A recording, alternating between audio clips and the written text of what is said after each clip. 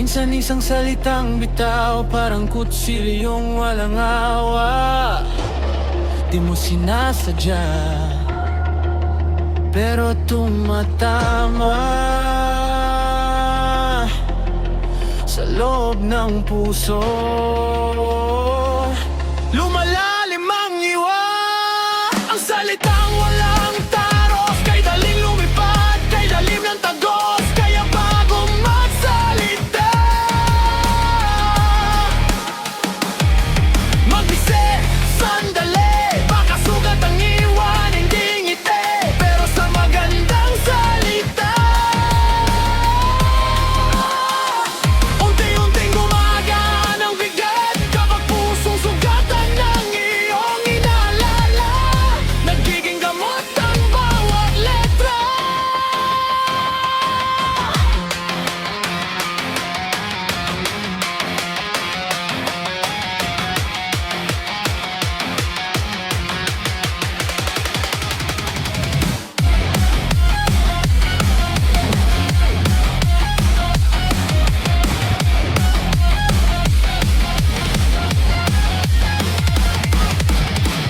May mga gabing naiisip yung huling linyang binitawan mo. Paulit-ulit sa isipan, parang echo na ayaw maglaho.